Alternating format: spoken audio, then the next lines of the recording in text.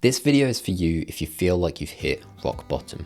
In today's Wiser, we're going to look at why having a breakdown might not be the worst thing in the world. Let's get wiser together. Let's start where we always do, with the simplified bit of wisdom. Sometimes falling apart is part of falling into place. Breakdowns aren't the end, they're often the beginning. So don't worry if you've hit rock bottom. Bedrock is a great foundation to build upon. Let's look at today's illustration, and it's one that I've not shared before online, so this is where all the goodies come from in Wiser. Sometimes you need to break down so that you can rebuild into something better. This visual was inspired by the Japanese art of kintsugi. This is the act of restoring broken pottery using gold to put the pieces back together. This typically makes the renewed pottery more beautiful than the original. You are the same. You are more beautiful because of the things that you have experienced that once broke you. To fully understand this, let's dive into today's saying. It's a piece of scripture that was a great comfort to me when I felt like I had hit rock bottom. Therefore, for Christ's sake, I delight in weakness, insults, hardship, persecutions, and difficulties. For when I am weak, then I am strong. Paul wrote this in 2 Corinthians 12 verse 10. It's a great piece of scripture that talks about how the things that once made us weak then become our strengths. I used to be so ignorant about mental health that I was actually probably dangerously offensive when it came to mental health. Then I went on my own mental health journey, and even when I felt at my weakest, this led me to have a greater understanding and compassion for those that were also experiencing things like depression. Can you relate to this? Have you grown stronger in an area that you used to feel weak in? Let's unpack this further. God has a strange way of using collapse to create clarity.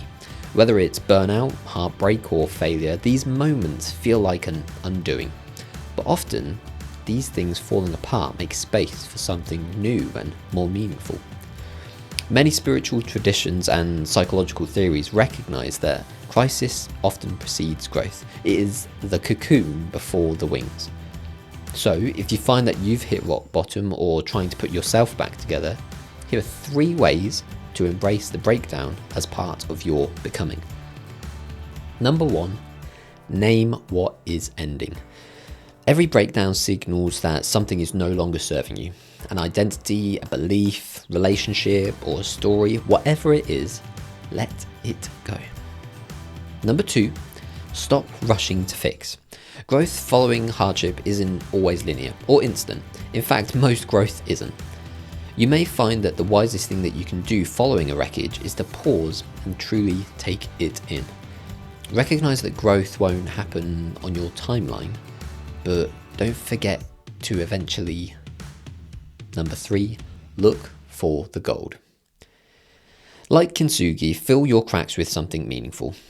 What strength, wisdom, or compassion is being formed through this breaking?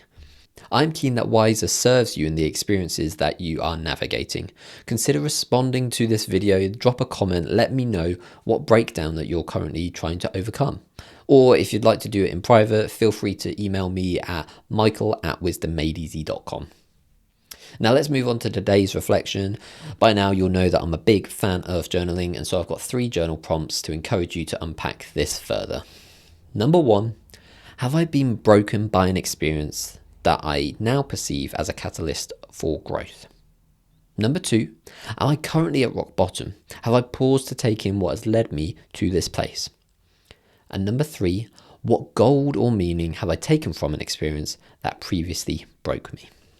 If you want to learn more about the life-changing habit of journaling, you can join me and plenty others who have taken part in Journal Wiser. It is my self-paced journaling course to teach you the tips and tricks to help you to develop a long-lasting, healthy habit. Check out journalwiser.com with the link in the description. Today's resource is a little bit different. Usually I like to recommend a book, a podcast, a interview, an article that helps you to unpack the wisdom. Today I want to share about a charity that is doing remarkable things to empower people to recognize that feeling broken is not the end. Kintsugi Hope empowers leaders to run wellbeing groups, helping individuals to better understand their mental health, stress, shame, self-acceptance, and much, much more. I had the honour of being a wellbeing group leader for Kintsugi Hope for a couple of years, and it was great to see the transformation in participants because of the safe space that the charity helps facilitate. You can learn more about their mission and where you can find a local group to participate in with the link in the description, or search Kintsugi Hope online. Thank you so much for joining me for today's video version of Wiser. If you'd like to get Wiser more, you can either subscribe to the newsletter at wisernewsletter.com or consider checking out these videos here for more.